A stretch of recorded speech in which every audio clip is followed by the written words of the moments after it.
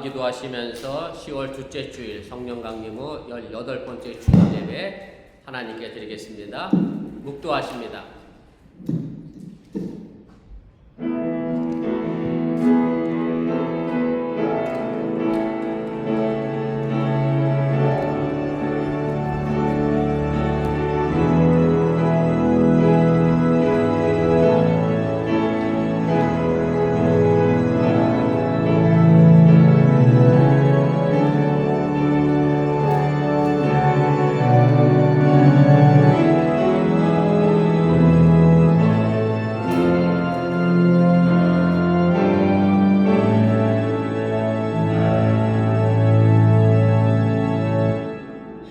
하늘에서 여호와를 찬양하며 높은 데서 그를 찬양할지어다. 그의 모든 천사여 찬양하며 모든 군대여 그를 찬양할지어다. 해와 달아 그를 찬양하며 밝은 별들아 다 그를 찬양할지어다. 하늘의 하늘도 그를 찬양하며 하늘 위에 있는 물들도 그를 찬양할지어다. 그것들이 여호와 이름을 찬양하면 그가 명령하심으로 지음을 받았음이로다. 아멘.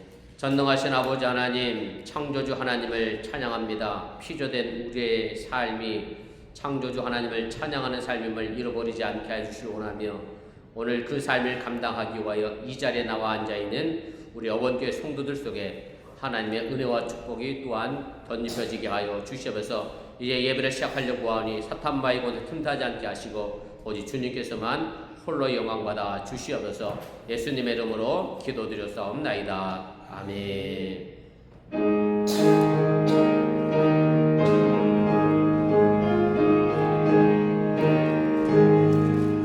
만입이 내게 있으면 그 입 다 가지고 내 구주 주시는 정을 늘 찬송하겠네. 내 은혜로 신 하나님 날 도와주시고 그 크신 영광 돌리며 다 알게 하소서. 내 주의 귀한 이름이 날 위로하시고 이 귀의 음악 같으니 참 이롭게도다. 내 죄의 권세 깨뜨려 그 결박 푸시고 이 추한 마음을 비로소 고통케 하셨네.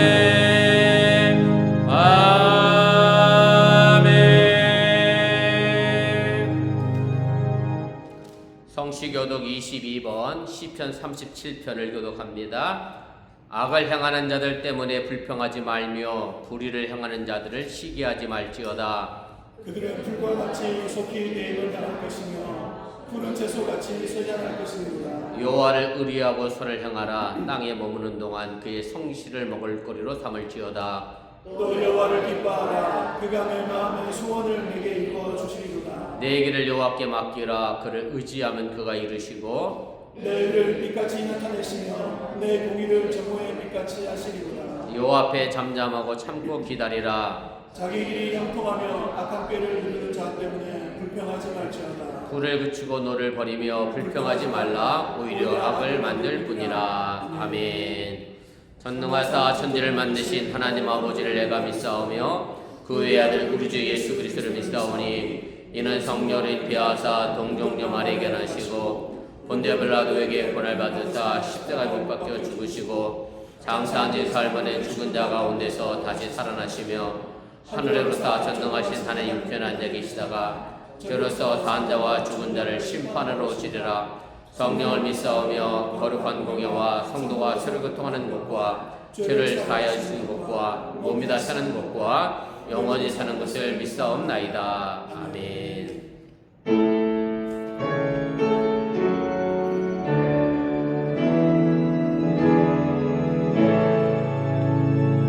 성부 성자와 성령 찬송과 영광 돌려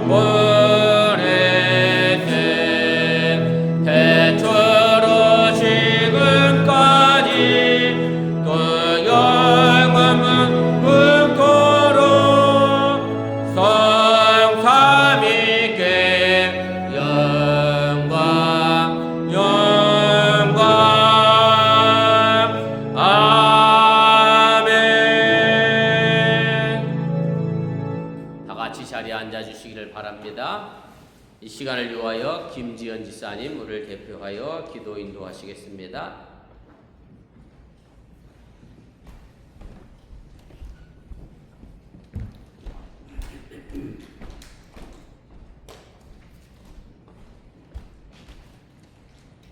기도드리겠습니다.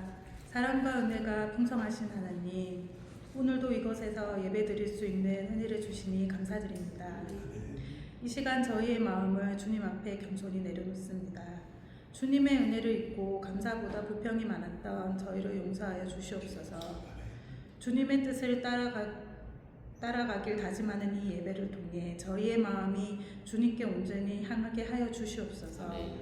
주님, 우리의 삶 속에 여러 어려움이 있습니다. 가정과 형편이 다르고 사정이 다르지만 그 모든 상황 속에서 주님이 함께 하심을 믿습니다. 언어의 장벽, 문화의 차이, 경제적인 어려움 속에서도 서로를 품으며 주님의 사랑을 나누는 공동체가 되게 하옵소서. 주님, 우리 자녀들을 위해 기도합니다. 어린 자녀들에게는 순결한 믿음을, 청소년과 청년들에게는 담대한 믿음과 분별력을 주셔서 이 세대를 변화시키는 믿음의 세대로 자라나게 하옵소서. 또한 저희 부모들이 저희 본이 되는 삶을 살아갈 수 있도록 인도하여 주시옵소서. 오늘 이 예배를 위해 헌신하는 손길을 기억하여 주시고 그들의 수고가 헛되지 않게 하시고 그 마음속 깊은 곳에 기쁨과 평안을 채워 주시옵소서. 또한 그들의 삶 가운데 주님의 선하신 인도하심과 풍성한 은혜가 넘치게 하시옵소서. 오늘의 말씀을 전하시는 목사님께 성령의 지혜와 능력을 더하여 주시옵고 그 말씀이 우리의 삶 속에서 깊이 새겨지고 또 삶 가운데 열매 맺는 은혜의 시간이 되게 하시옵소서. 이 모든 말씀을 저희와 함께 계시는 예수 그리스도의 이름으로 기도합니다. 아멘.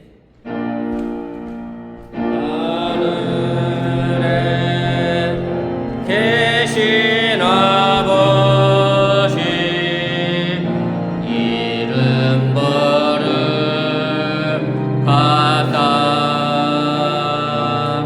주님 나라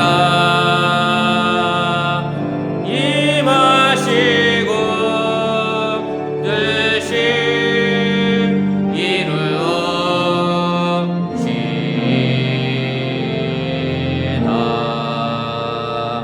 일용할 양식 주시고 우리들의 큰죄 다 용서하옵시고 또 시험에 들게 마시고 악에서 구원하소서.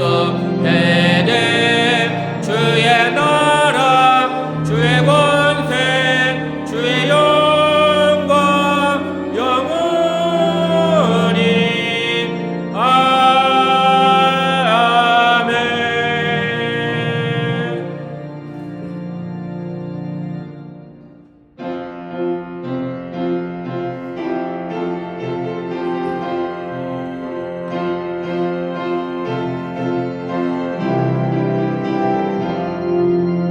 나 이제 주님의 새 생명 얻었다. 옛것은 지나고 새 사람이로다. 그 생명 내 맘에 강같이 흐르고 그 사랑 내게서 해같이 빛난다. 영생을 누리며 주 안에 살리라. 오늘도 내일도 주 함께 살리라. 주 안에 감추인 새 생명 얻으니 이전에 좋던 것 이제는 값없다. 하늘의 은혜와 평화를 맛보니 찬송과 기도로 주 함께 살리라. 영생을 누리며 주 안에 살리라. 오늘도 내일도 주 함께 살리라. 산천도 주목도 새 것이 되었고 죄인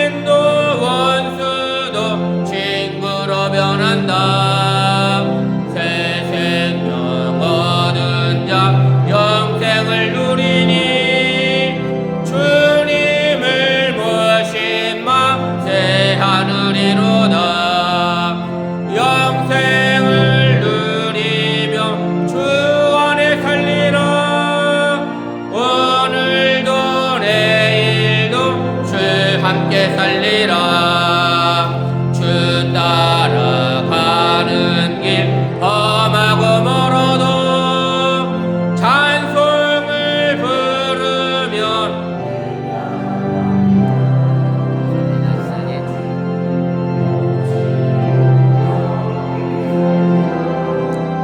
날마다 섬기며 주 함께 살리라.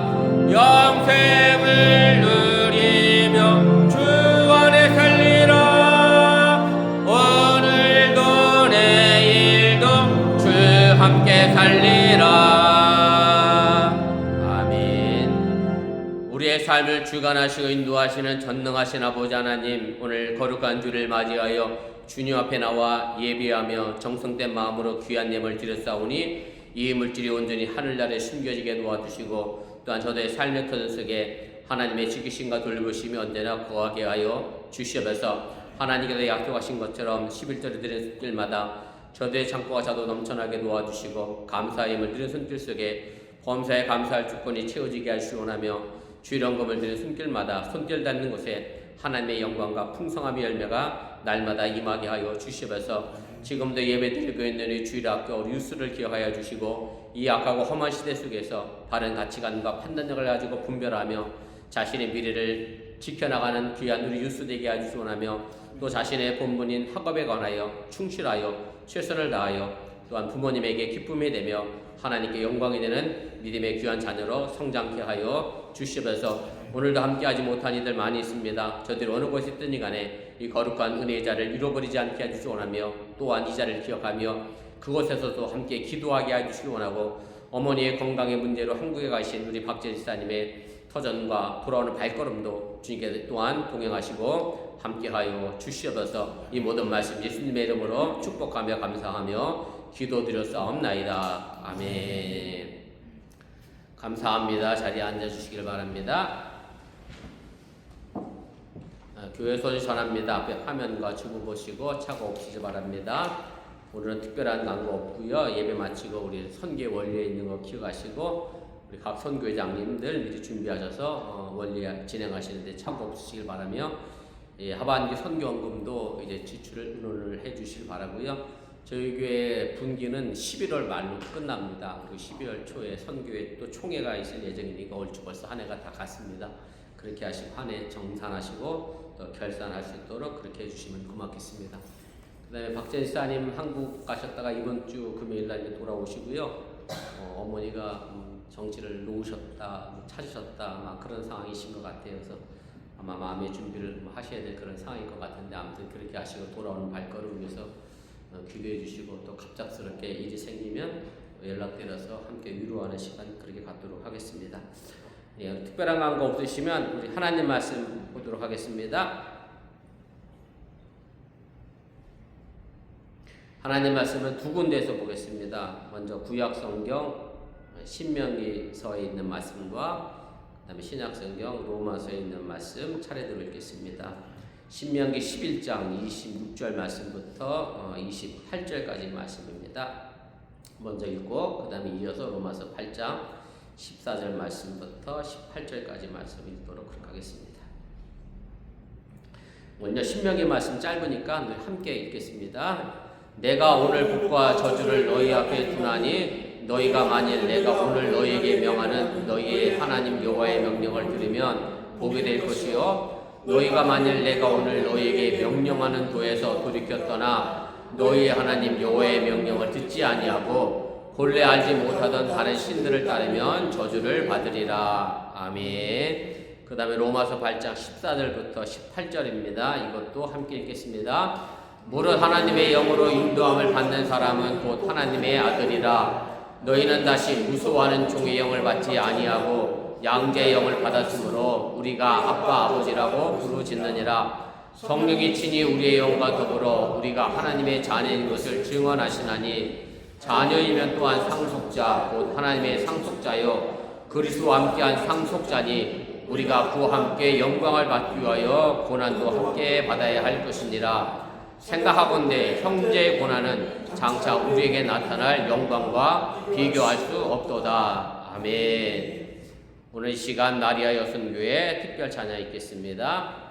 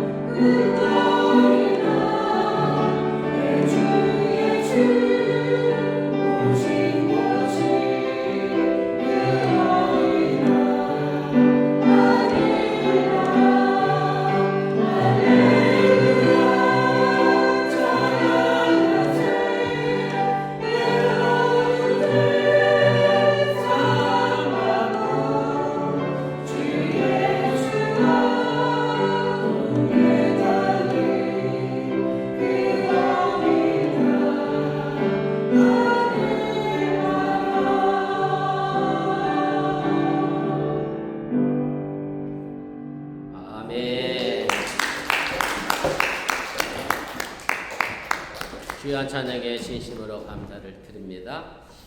제가 사실은 오늘 봉헌 찬송을 438장 이 찬송가 썼는데 박연희 지사님이 특송 제목 알려주세요 그랬더니 438장 내용은 은총이 있고 하신다고 해서 제가 부랴부랴 바꾼 게 436장입니다. 우리 박 지사님과 제가 마음이 통했는지 아무튼 오늘 주일 찬양의 속 내용은 그렇습니다. 내용은 은총 입어서 이 세상의 삶이 비록 힘들고 어렵지만 천국의 생활로 그렇게 바뀌어갈 수 있기를 바랍니다. 다음 달 11일에 경주에서 2025년 에이펙 정상회의가 있습니다. 아시는 대로 에이펙은 아시아 지역과 그다음에 태평양 지역에 있는 나라들의 경제 협력 회의입니다. 오늘 조금만 놔주실래요? 이번에 열릴 경주 에이펙에서 세계 두 강대국인 미국의 트럼프와 중국의 시진핑 주석의 정상회담이 예정이 되어 있었고요. 또 더불어서 트럼프 대통령이 북한의 김정은을 깜짝 만날 수도 있다라고 하는 그런 추측성 보도가 있어서 세계가 이 에이펙을 주목을 하고 있습니다. 그런데 갑작스럽게 지난주에 변수가 생겼잖아요.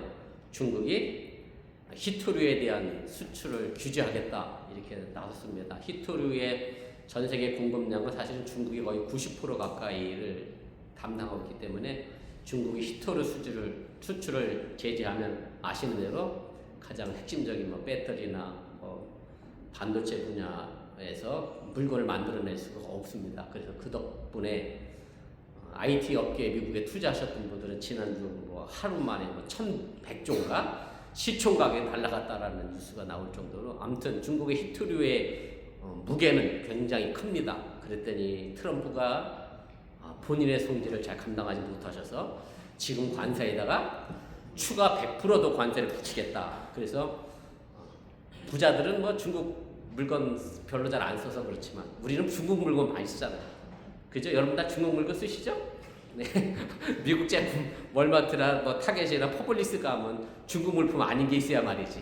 어쨌든 중국 물품을 직접적으로 사는 우리들의 입장에서, 특별히 서민 입장에서는 굉장히 큰 타격으로 다가올 수가 있습니다. 그래서 실제로 이 두 정상이 만나지도 못할 수 있다는 관측도 있고, 아니면 에이펙에서 극적으로 타결될 가능성도 점쳐지고 있는 것이 사실입니다.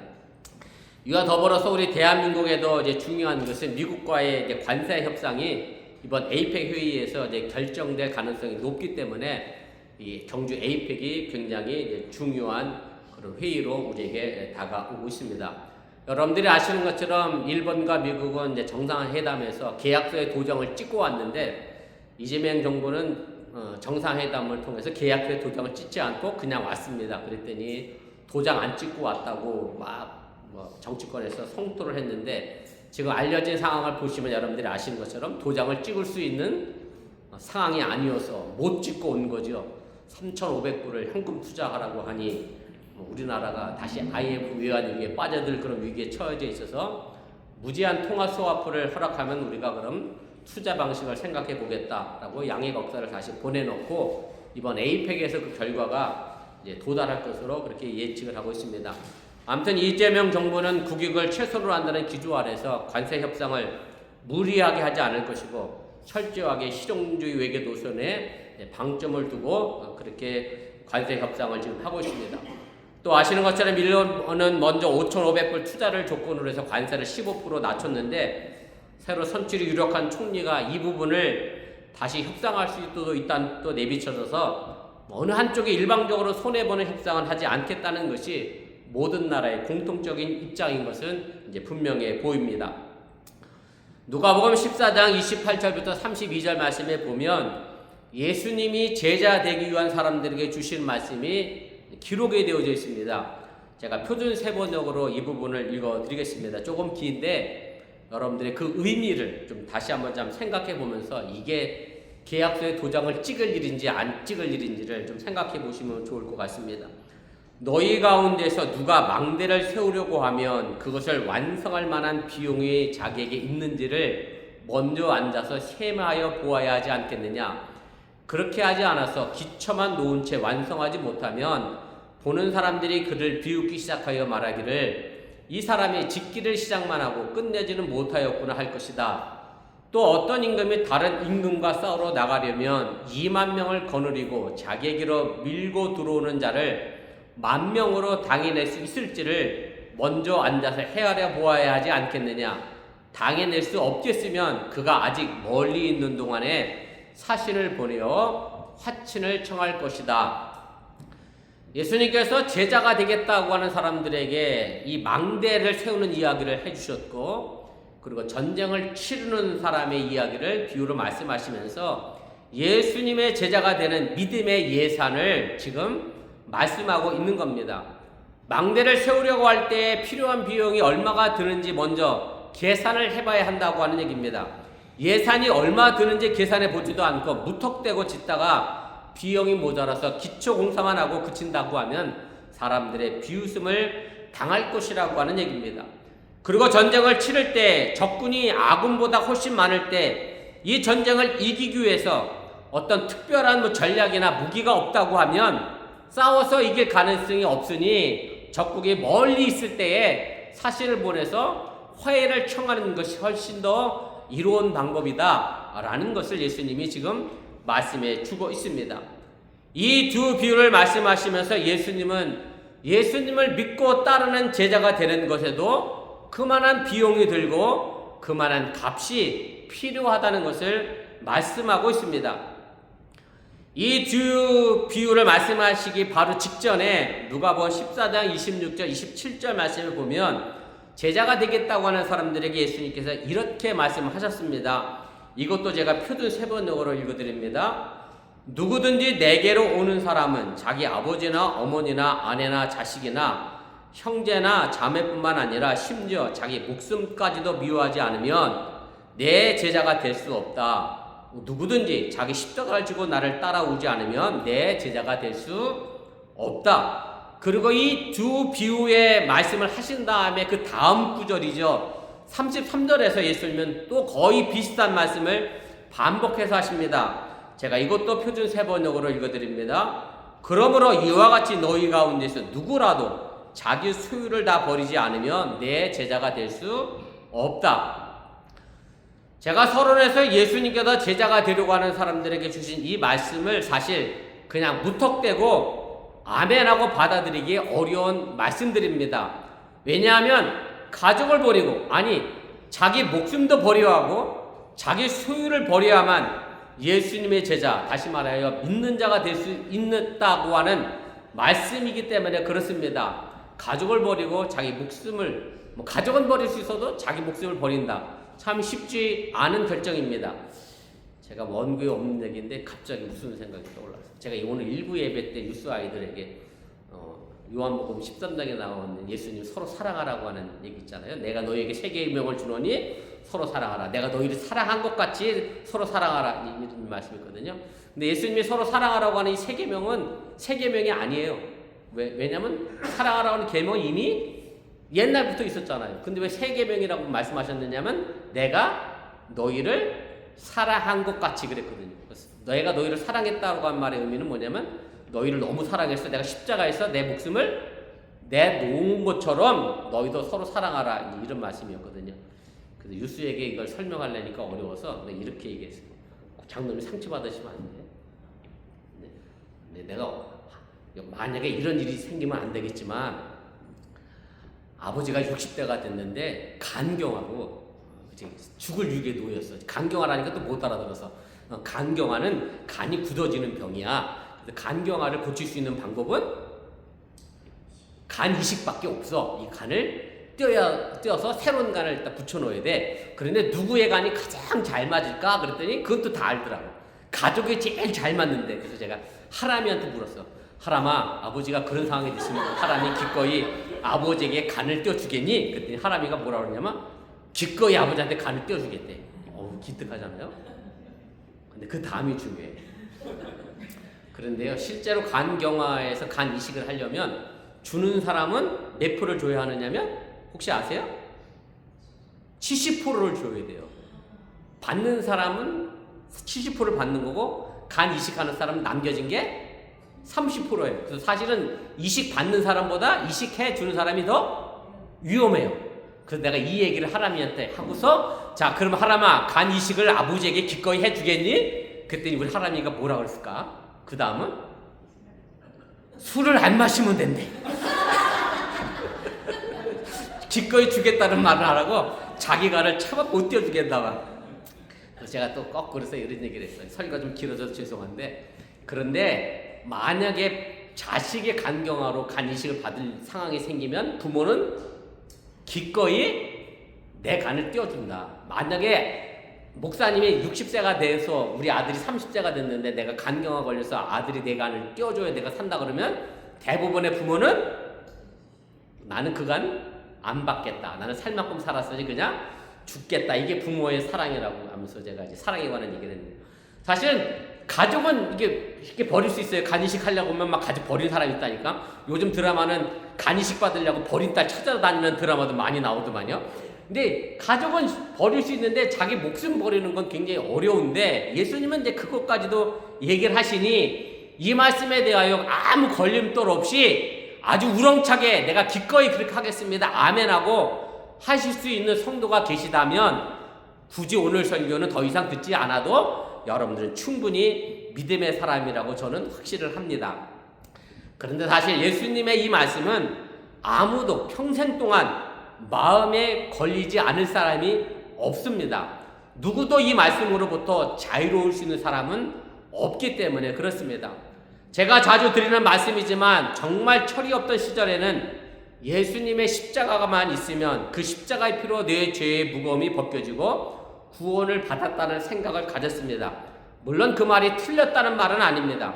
그런데 철이 들고 나니 예수님의 십자가만 나를 구원하는 것이 분명히 맞긴 한데, 그와 더불어서 누가복음에서 예수님 말씀하신 것처럼 예수님 자신의 십자가만이 아니라 내가 지고 가야 할 십자가가 있다는 것을 깨닫게 됐다는 말씀입니다. 바로 이 말씀은 마태복음 10장 24절에 이렇게 기록합니다. 누구든지 나를 따라오려거든 자기를 부인하고 자기 십자가를 지고 나를 따를 것이니라. 사실 이쯤 되면 예수 믿고 교회 다니는 것이 결코 쉽지 않은 일임을 우리 너무나도 잘 알게 됩니다. 다시 말씀드려 엄청난 희생과 손해를 요구하는 신앙의 예산에 대하여 누가 감히 집행을 하겠느냐라고 하는 말씀입니다. 계산기 뚜려봐서 손해볼 장사는 안 하는 게 맞는 것처럼 내 인생의 삶에 적자를 남기는 믿음이라고 하면 굳이 교회에 다니는 것을 다시 한번 생각해 봐야 한다는 그런 말씀입니다. 사실 설교도 그렇잖아요. 예수 믿고 복 받으세요 라고 하기보다는 대부분 사랑해라, 아니면 뭐 희생해라, 양보해라, 참아라, 맨날 손해보는 설교만 하라고 하니 듣는 여러분들 입장에서 짐이 되고 부담이 될 수 있음도 저는 너무나도 잘 알고 있습니다. 그리고 교회에 와서도 여러 가지로 봉사를 합니다. 가족을 위해 음식은 못해도 교회 애찬 순서는 어김없이 돌아와서 해야 하고, 또 자발적으로 강요하더라도 헌금 생활도 하고 계십니다. 그럼에도 불구하고 주일이 되면 어김없이 이 자리에 오신 여러분들을 제가 축복하고 또한 축복합니다. 그냥 흔한 말로 돈 내가며 돈 써가며 온 몸과 온 마음을 바쳐 예수님을 믿고 있습니다. 제가 언젠가 들었는데 꼭 맞는 말인지는 잘 모르겠습니다만은, 미국에서 목사님들을 존경하는 이유 중 하나가 미국에서는 무조건 대학원을 나와야 되잖아요. 학부는 딴 거 전공하고 대학원에서 신학을 전공해야 그 다음에 목사가 될 수 있습니다. 그래서 대학원까지 많은 공부를 마치시고 그 학력에 맞는 연봉을 받지 못하는 목사라는 직업을 선택했기 때문에, 그래서 사람들이 목사를 존경한다라고 하는 얘기를 제가 들었습니다. 제가 지난주에 저희 부부 결혼 30주년이 됐습니다. 저희 부부와 현규가 지난 30년간의 이야기를 나눴는데, 그러면서 현규가 엄마 아빠는 몇 살 때 결혼했냐고 물어요. 어제 청년 속회하면서 혜은이 장원이도 아기 낳는 문제 갖고 지금 몇 살이냐 뭐 이런 얘기를 나눠서 똑같은 얘기를 하긴 했는데, 제가 한국식으로는 제가 28살에 우리 집사람이 25살에 결혼을 했거든요. 그래서 제가 미국식으로 다시 계산해봤어. 미국식으로 계산했더니 저는 27살이 이제 막 넘었고, 우리 집사람은 겨우 24살이 막 넘은 때 결혼한 거예요. 그때 우리 아들 현규 하는 말이, 아이고 그럼 나는 이미 뭐하고 있어야 돼?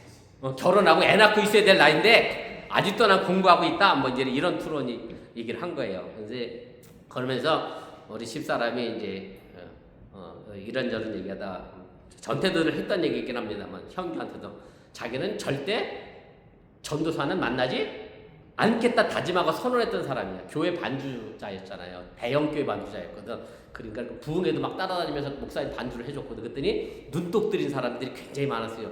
그런 측면에서 보면 제가 굉장히 행운합니다. 많은 사람들이 눈독을 들었는데, 근데 눈독 들인 사람 주체는 대부분 다 누군지 아세요? 이상하게도 전도사들이라니까 목사 아들이네, 뭐 장로, 다 신학교 다니는 사람들. 그래서 우리 집사람은 아예 철벽이야. 난 절대 안 만나. 그러고서 근데 연애를 누구랑 했어요? 저랑 했거든요. 그래서 반주하는 목사님한테 인사 갔더니 기껏 전도사 싫다 그러더니 지가 골라온 것도 뭐야? 지가 골라온 것도 전도사래. 그래서 난 사모하기 정말 싫다, 어렵다, 힘들다 막 이랬을 때 제가 아주도 유명한 멘트를 하나 날렸잖아. 나는 사모감을 구하는 게 아니라 내가 사랑하는 사람을 찾는 거야. 이 말에 넘어와서 이제 결혼했거든요. 그래서 제가 30년 지나서 우리 김지현 권사님 막 결혼 또 하고 싶다고 저번에 그랬어. 30년 지나서 감히 내가 우리 집사람한테 다시 물어보면 30년 전에 다시 나랑 결혼할 거냐? 저 혼자 착각이지만 저랑은 결혼할 것 같은데 뭐는 안 할 것 같다 그럴 것 같아요? 사모는 안 할 것 같다 그럴 것 같아. 왜냐면 사모의 길이 어떤지 이미 다 아니까. 이미 다 아니니까. 그러니까 그 길이 힘든 거 아니까 아마 그럴 것 같아요. 그래서 흔한 말로 결혼은 뭐 없을 때 해야 돼요? 철 없을 때 해야 하는 거예요. 그래서 제가 2주 전에 오성희 성도님, 이참에 성도님 결혼식 주례도 그랬지만 철 없을 때 결혼하는 건 막 그런데 이미 나이 들어서 이거 결혼해서 이거 서로 맞춰가려면요 굉장히 힘들거든요. 아마 심사숙고하시고서 정말 결정하시고 아마 결혼식을 했을 텐데 참 이게 결혼 생활이라는 것을 현실이라는 것을 알게 되면 참 이게 쉽게 결정하기가 점점 어려워지게 됩니다. 사실 신앙생활도 마찬가지입니다. 제가 경험해 본 바로는 어려서 유아 세례 받는 아이들도 있고 조금 크면 이제 중고등부대에서 이제 세례를 받잖아요. 그때 되면 부모님들이 시키고 또 목사님들이 시키니까 그냥 이렇게 받아요. 그런데 어른 된 사람에게 세례 받으라고 그러면요, 목사님 잠깐만 이런 분들 굉장히 많아요. 왜냐하면 세례 받는다 그러면 나는 이미 이제 뭐 하겠다는 거야? 예수 믿기로 도장 찍는 거기 때문에 자기의 행동이 갑자기 막 걸리는 거야. 그래서 좀 더 좀 생각해보고 제가 세례를 받으면 안 되겠습니까? 하면서 믿음의 수지타산을 결정하고 이제 생각이 많아지는 것을 제가 경험을 해보게 됩니다. 믿음 생활을 하겠다라고 하는 것을 알고 보면 하나님과의 약속입니다. 이것을 신학적으로 얘기하면 계약 세상이라고 얘기합니다. 믿음 생활은 하나님이 내민 계약서에 도장을 찍는 겁니다. 그래서 기도해도 예수님의 이름으로 하는 것이고 하나님의 말씀에 우리가 아멘으로 대답을 하게 됩니다. 그런데 많은 교인들이 사실은 계약서의 내용을 제대로 검토하지 않은 채 도장을 찍는 경우가 많습니다. 말 그대로 뭘 모르고 결혼하는 것과 마찬가지입니다. 그래서 알고 보면 목사가 강단에서 하는 설교는 그 믿음의 계약서를 설명하고 해석하는 것이라고 해도 틀리지가 않을 겁니다. 하나님의 말씀이 계약서에는 일정한 형식이 있습니다. 그것은 명령과 약속입니다. 이렇게 저렇게 살아라 하는 명령과 그리하면 너희가 이렇게 될 것이다 라고 하는 약속입니다. 예를 들어 말씀드리면 사도행전 16장 31절에 보면 주 예수를 믿으라 그리하면 너와 네 집이 구원을 얻으리라 라는 말씀이 있는데 주 예수를 믿으라고 하는 것은 명령이고 그리하면 너와 네 집이 구원을 얻으리라고 하는 것은 약속입니다. 오늘 우리가 함께 읽은 신명기 11장 26절부터 28절 말씀도 바로 명령과 약속으로 된 계약서입니다. 제가 다시 한번 읽어보겠습니다. 내가 오늘 복과 저주를 너희 앞에 두나니 너희가 만일 내가 오늘 너희에게 명하는 너희의 하나님 여호와의 명령을 들으면 복이 될 것이요 너희가 만일 내가 오늘 너희에게 명령하는 도에서 돌이켜 떠나 너희의 하나님 여호와의 명령을 듣지 아니하고 본래 알지 못하던 다른 신들을 따르면 저주를 받으리라. 하나님의 명령을 지키면 복이 되고 지키지 않으면 저주가 된다는 계약의 말씀입니다. 하나님의 모든 말씀은 바로 명령과 그 명령을 이행하는 사람에게 주어지는 보상으로서의 약속이 되어 있다는 그런 말씀입니다. 하나님은요 이 계약서에 일방적으로 협박해서 강제로 도장을 찍으라고 하지 않았습니다. 그 결정권은 바로 우리에게 있습니다.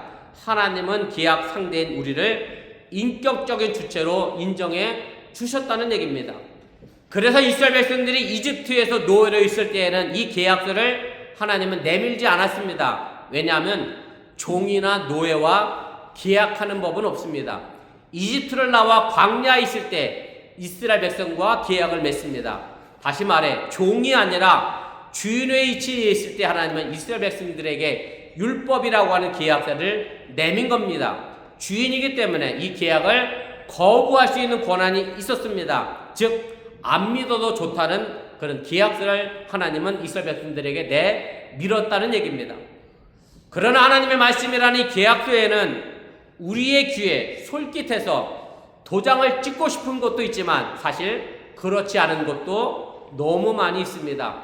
우리가 도장을 찍고 싶은 말씀 가운데 긴 게 하도 많아서 제가 짧은 걸로만 딱 2개만 골라봤어요.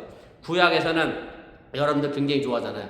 욥기서 8장 7절 내 시작은 미약하였지만 내 나중은 심히 창대하리라. 바로 도장 찍잖아. 이런 말씀은 또 빌립보서 4장 13절 내게 능력 주시는 데서 내가 모든 것을 할 수 있다. 막 도장 팍팍 찍죠, 이런 거에는. 그런데 실제로 예수님이 마태복음에 부자 청년과 예수님이 대화를 하잖아요. 뭐라고 대화해요? 부자 청년이 와서 아이고 선생님이요, 내가 뭘 해야 영생을 얻겠습니까? 그랬더니 야, 계명을 지켜라. 아이고 선생님, 내가 계명 다 지켰습니다. 그랬더니 예수님이 그럼 내가 부족한 게 한 게 있구나. 네가 재산이 많으니까 그 재산 팔아서 가난한 사람들에게 다 나눠주고 나 따라와라. 그랬더니 이 부자 청년이 근심하며 예수님을 떠나갔다라고 얘기합니다. 부자 청년이 도장을 찍지 않은 이유는 분명합니다. 자기의 수지타산의 기준에 맞춰보니까 자기가 가지고 있는 재산보다 예수님을 따라서 영생을 얻는 것이 더 가치가 있다고 생각하지 못했기 때문에 그 재산 때문에 근심하면서 예수님의 도장을 찍지 못했다라고 하는 얘기입니다. 그러다 보니 한때 교회에서 물질 축복에 관한 이야기, 출세의 축복에 관한 이야기, 건강과 장수의 축복에 대한 계약서의 말씀만 많았던 것이 바로 이런 부분 때문에 그렇습니다.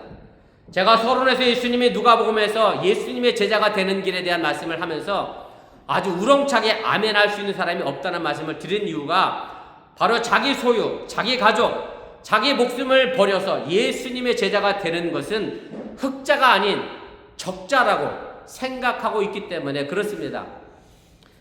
그런데 오늘 우리가 함께 읽은 로마서 8장 18절에서 사도 바울이 놀라운 믿음의 수지타산을 고백하고 있습니다. 생각하건대 현재의 고난은 장차 우리에게 나타날 영광과 비교할 수 없도다. 예수님을 믿고 따르는 것이 지금 힘들고 고통스러운 것이지만 장차 나타날 영광이라고 하는 약속에 비춰보면 아무것도 아니라는 것이 사도 바울의 고백입니다. 한마디로 바울은 주님의 명령을 믿고 따르는 것이 엄청난 수지가 맞는 것이라고 분명하게 선언하고 있음을 여러분들이 믿으시기를 바랍니다. 그렇다라고 하면 바울이 약속한 현재의 고난과 비교할 수 없는 장차 우리가 받을 영광이 무엇인지가 궁금해질 수밖에 없습니다.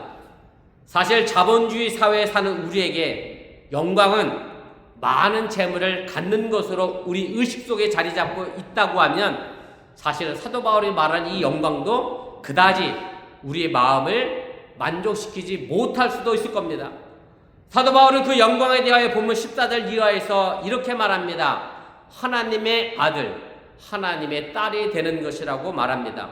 다시 말씀드려 땅의 인간이 하늘 아들, 하나님의 딸로 다시 태어나는 것이 장차 받을 우리의 영광이라고 사도 바울은 고백하고 선언하고 있다라고 하는 얘기입니다. 물질과 육적인 화려함이 이미 하나님의 자리를 차지한 이 시대에 있어서 이것이 과연 현재의 고난과 비교할 수 없는 영광이라고 그래서 감격적으로 받아들일 수 있는 사람이 있을까 의구심이 드는 것은 사실입니다만은 그러나 오늘 우리가 생각해야 하는 믿음의 수지타산의 기준은 바로 여기에 있다고 하는 사실을 여러분들이 믿으시기를 바랍니다. 사도 바울은 본문 15절 이하에서 하나님을 아버지라고 부르는 자녀의 자리, 하나님의 아버지이기에 하나님의 족보에 속하였고 하나님의 재산을 물려받는 상속자가 되었다라고 살떨리는 감격으로 고백하고 있음을 깨달으시길 바랍니다. 지금 세상의 모든 일, 즐거운 일 다 뒤로 하시고 오늘 이 자리에 앉아 예배드리는 어번교회 성도들 여러분들의 마음은 어떠한지 모르겠습니다. 본문 14절이 사도 바울이 말한 것처럼 하나님의 영, 하나님의 마음을 받아 하나님의 아들, 딸이 되는 것이 우리 믿음의 수지타산의 기준이 아니라고 하면 우리는 하나님과의 계약에 충실하지 않은 성도들이 된다는 사실을 깨달으시길 바랍니다. 예수님 자신도 바로 이 하나님의 영, 성령을 받음으로 공생의 일을 시작하셨습니다. 마가복음 1장 11절 말씀에 보면 예수님은 이 소리를 듣고 공생애를 시작하십니다. 너는 내 사랑하는 아들이라 내가 너를 기뻐하노라. 예수님이 복음을 전하기 전 성령을 받고 깨달은 감격의 진리는 자신이 하나님의 아들이라는 것이었습니다. 이것이 바로 예수님으로 하여금 복음을 전하게 하고 기꺼이 십자가에 달리게 한 말씀임을 여러분들이 믿으시기를 바랍니다. 교회 와서 많이 듣는 성령 받았다라고 하는 말을 물론 여러 가지 말로 정의할 수 있겠습니다만은 오늘 우리가 읽은 로마서 16절에서 사도 바울은 이렇게 정의를 내립니다. 성령이 친히 우리의 영과 더불어 우리가 하나님의 자녀인 것을 증언하시나니, 성령 받았다라고 하는 것은 우리 자신이 하나님의 아들, 딸이라는 것을 아는 것이라고 하는 사실을 여러분들이 깨달으시기를 바랍니다. 그저 우리 엄마 아빠가 만나서 결혼해서 난 그렇고 그런 땅의 자식이 아니라 하나님의 아들이요 딸로서 신적인 존재, 거룩한 존재로 부름받은 자기의 자신이라는 것을 살떨리는 감격으로 깨닫게 해주신 분이 바로 성령이라고 하는 사실을 여러분들이 믿으시기를 바랍니다. 성령은 말 그대로 거룩한 마음입니다. 거룩한 마음을 갈고 닦고자 할 때 비로소 내 존재가 하나님의 부름을 받은 거룩한 존재가 된다고 하는 사실을 여러분들이 깨달으시길 바랍니다. 이것이 바로 바울이 고백하는 현재의 고난과 비교할 수 없는 장차의 영광입니다. 하나님의 아들, 딸이기에 남이 양보할 수 없는 것을 양보하고, 남이 희생할 수 없는 것을 내가 희생하고, 남이 사랑할 수 없는 것을 내가 사랑하고, 남이 참을 수 없는 것을 내가 참아낸다는 말씀이 바로 이 속에 담겨져 있는 의미임을 여러분들이 깨달으시길 바랍니다. 지금의 미국의 트럼프 정부가 세계에서 이런저런 말을 많이 듣는데 한국식 감정으로 이런 얘기들을 많이 하잖아요. 돈 많은 형이 동생 뭐 하는 것 같아요, 요즘? 옛날에 많이 써봤던 말이잖아요. 해보셨죠, 한 번쯤 골목에서 동생들 뭐 하셨어? 삥 뜯는 거가. 사실 요즘 미국이 돈 많은 미국이 돈 없는 나라들 삥 뜯고 있다니까요. 그런 느낌 안 드세요? 나 그런 느낌 들어. 또 잡혀갈라. 예전에 미국은 세계 강대국으로서 말 그대로 세계 경찰로서 품격이 있었다라고 하면 지금은 그런 품격이 전혀 느껴지지 못하고 말 그대로 돈 많은 형이 돈 없는 동생 삥 뜯는 그런 현재의 위치로 추락한 것이 세계가 바라보는 시선입니다. 제가 그렇다는 게 아니라 세계가 지금 미국을 바라보는 그런 시선에 놓여져 있고 미국 사람들조차도 미국의 국격에 심각하게 추락하고 있음에 대하여 안타깝게 생각하는 사람들도 있음을 우리가 보게 됩니다. 우리가 바라는 현재의 고난과 비교할 수 없는 장래의 영광은 바로 그리스도의 분량에 이르는 영성을 갖는 것이고 그리스도인의 품격을 갖추는 것에 있음을 여러분들이 믿으시기를 바랍니다. 우리가 흔히 말하는 높아지고 화려해지고 많아지고 강해지는 영광이 아니라 예수님 때문에 양보하고 희생하고 사랑하고 참고 견뎌내는 품격의 영광이라고 하는 사실을 여러분들이 잊지 마시길 바랍니다. 이제 우리는 그 영광의 가치관을 바꾸어야 합니다. 신앙은 바로 가치관의 전환입니다. 제가 얼마 전에 설교했던 것처럼 사도 바울이 그동안 가치 있다고 생각했던 것들을 배설물로 여기고 오직 예수 그리스도를 닮아가는 것, 하나님의 아들이 자녀가 되는 것만을 최고의 가치로 여긴 것처럼 바로 우리에게도 이런 신앙의 가치관이 전환이 있어야 한다는 사실을 여러분들이 잊지 마시기를 바랍니다. 한국 사회가 특별히 외모 지상주의에 푹 빠져 있어서 참 문제이긴 합니다만은 이런 우스갯소리가 있습니다. 남자들이 서로 대화하는 중에 한 남자가 친구가 나 어젯밤에 꿈꿨는데 처녀 귀신 봤다? 그랬더니 마주보고 있던 남자친구가 뭐라 그랬겠어요? 어떻게 이렇게 잘 알아? 일단 여자를 보면 뭐부터 봐? 이뻐. 그래서 한국으로 엄청 성형수술하러 온대요. 좀 얼짱이니 몸짱이니 하는 말들을 많이 하고 뭐 그런 것 때문에 얼굴과 몸의 여기저기를 성형수술하는 그런 시대가 됐고 저는 남자들은 잘 모르겠는데 간혹 가다가 드라마를 보다가 몇 년 안 보이다가 갑자기 나타난 여자 연예인이요. 제가 생각했던 이미지 완전히 달라져서 나오는 사람이 있어. 뭐가 어디가 달라졌어. 뭐가 달라졌는지 잘 모르겠는데 달라졌어. 보면 다 뭔가 수술하고 다시 나타나서 예전 얼굴 때문에 자꾸 드라마에 집중 안 되는 그런 기억도 있습니다만은 아무튼 얼굴 고치고 몸매 고치는 게 중요한 게 아니라 우리의 마음의 가치관을 바꾸는 것이 더 중요한 것을 여러분들이 잊지 마시길 바랍니다. 이미 고인이 되었습니다만은 로마의 휴일이라고 하는 영화로 세계적인 스타가 됐던 오드리 헵번이죠. 24살에 로마의 휴일을 찍었는데 딸에게 이런 유언을 남겼다고 그래요. 제가 오드리 헵번의 유언을 좀 잠시 읽어드리겠습니다. 아름다운 입술을 갖고 싶으면 친절한 말을 해라. 사랑스러운 눈을 갖고 싶으면 사람들에게서 좋은 점을 보아라. 날씬한 몸매를 갖고 싶으면 너의 음식을 배고픈 사람과 나누어라. 아름다운 머리카락을 갖고 싶으면 하루에 한 번 어린이가 손가락으로 너희 머리를 쓰담게 하라. 아름다운 자세를 갖고 싶으면 결코 너 자신이 혼자 걷고 있지 않음을 명심해서 걸어라. 사람들은 상처로부터 복구되어야 하며 낡은 것으로부터 새로워져야 하고 병으로부터 회복되어야 하고 무지함으로부터 교화되어야 하며 고통으로부터 구원받고 또 구원받아야 한다. 결코 누구도 버려서는 안 된다. 기억하라. 만약 내가 도움을 주는 손이 필요하다면 너희 팔끝에 있는 손을 이용하면 된다. 내가 더 나이가 들면 손이 2개라는 것을 발견하게 될 것이다. 한 손은 너 자신을 돕는 손이고 한 손은 다른 사람을 돕는 손이다. 이것이 오드리 헵번이 딸에게 남긴 성형 수술법입니다. 지금 시대는 지식을 쌓는 것이 더 이상 덕을 쌓는 것이 아닌 시대가 됐습니다. 어찌 생각해보면 양육강식 적자생존에서 살아남기 위하여 지식을 쌓는 매우 불행한 시대가 지금이 아닌가 그런 생각을 합니다. 그러나 이런 와중에 우리 어본교회는 세상적인 기준의 수지타산이 아니라 믿음으로 장차 누리게 될 영광으로 수지타산의 기준을 삼을 수 있기를 주님의 이름으로 부탁을 드립니다. 지난주부터 새벽 기도를 나가는데 많이 서늘한 기운이 느껴집니다. 봄에 고생해서 씨를 뿌린 농부는 이 가을이 되면 풍성한 결실을 거두는 것처럼 여러분들이 고난과 십자가의 결단이 바로 신앙의 결실, 영광의 추수를 거두는 가을이 될 수 있기를 주님의 이름으로 간절히 축원을 드립니다. 자, 기도하겠습니다. 말씀을 기억하며 함께 기도하겠습니다. 제가 오늘 말씀의 제목을 고난과 비교할 수 없는 영광이라고 하는 제목으로 말씀을 드렸습니다.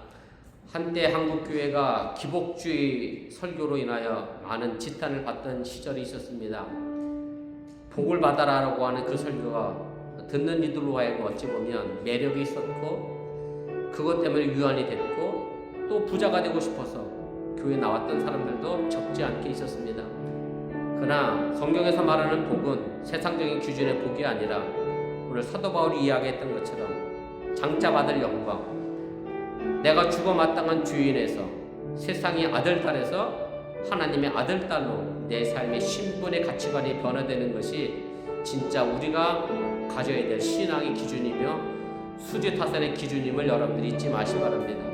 그렇다고 해서 하나님께서 예수 믿는 사람들을 가난하게 못 살게 한다는 의미는 결단코 아닙니다. 하나님 우리에게 그만한 복과 은혜를 충분히 주시고 시냇가에 심겨진 나무가 그 시절을 쫓아 아름다운 열매를 맺는 것처럼 또한 여러분들의 삶을 그렇게 인도해 가고 계심을 여러분들이 잊지 마시기 바랍니다. 다만 내 신앙의 가치관이 세상의 기준에 맞춰져서 저속한 자본주의에 또 저속한 물질의 화려함과 겁난 화려해지는 그 세상의 기준을 따라 살아가는 삶이 아니라 하나님이 내게 주어주신 생명의 가치관을 따라 저 천국의 영광을 따라 오늘도 하나님의 자녀로서의 가치를 따라 살아가는 저와 여러분들이 되어주시기를 바랍니다. 잠깐 기도하겠습니다. 사랑의 하나님 고맙습니다. 오늘 시간에 부족한 중에 잠시 말씀을 전했습니다. 참으로 어렵고 힘든 하나님의 아버지 예수님의 제자가 되는 과정입니다. 많은 것들을 포기해야 하고 많은 것들을 잃어버려야 할 이런 상황 속에서 과연 나는 어떤 길을 어떻게 걸어가야 될 것인가 잃어버리지 않게 해주시고 원하며 내게 주어진 삶의 기준 속에 과연 나는 어떤 길을 어떻게 선택할 것인가 다시 한번 생각해보게 하여 주시기 원합니다.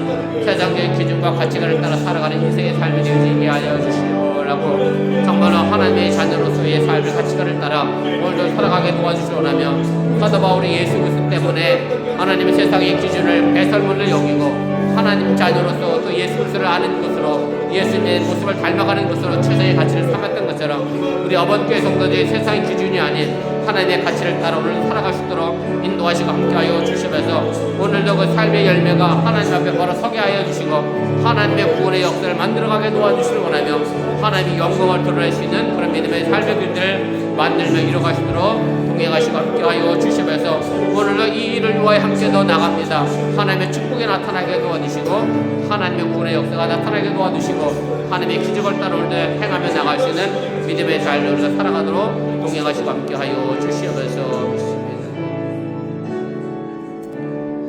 예수님께서는 자신의 제자가 되고자 하는 사람들에게 믿음의 수지타산을 잘 계산해 보라고 말씀하시면서 그 기준이 맞지 않으면 자신을 따라오지 않아도 된다라고 말씀하셨습니다. 많은 사람들이 그 믿음의 수지타산을 자신의 안위와 물질과 명예와 부유와 돈에 맞춰 계산하다 보니 예수를 믿고 따르는 길이 그렇게 매력적이지 못할 때가 많이 있음을 우리가 압니다. 그러나 예수님께서 우리에게 바라시는 믿음의 수지타산은 세상적인 기준이 아니라 장차 누리게 될 하나님의 자녀로서의 영광임을 잃어버리지 않게 해주시오나며 우리 어머니교회 성도들이 이 땅에 살아가는 동안에 여러 가지 고난과 어려움 가운데서도 하나님께서 바라시는 믿음의 수지타산의 기준을 가지고 참된 품격을 가지고 참된 인격을 가지고 살아가는 성도들이 되도록 인도하여 주시옵소서. 이 모든 말씀 예수님의 이름으로 축복하며 기도드렸사옵나이다. 아멘. 우리 다 같이 일어나셔서 찬송가 312장 우리 찬송하시고 축도로 축복성으로 예배 마치겠습니다.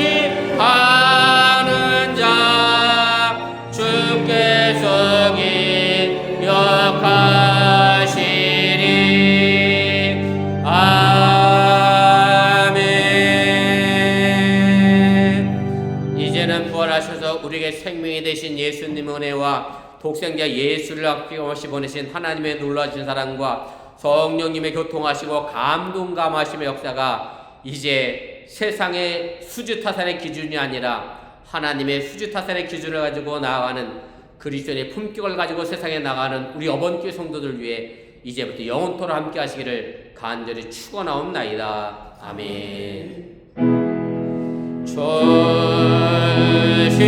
하나님, 주신 하나님, 참 좋으신 나의 하나님,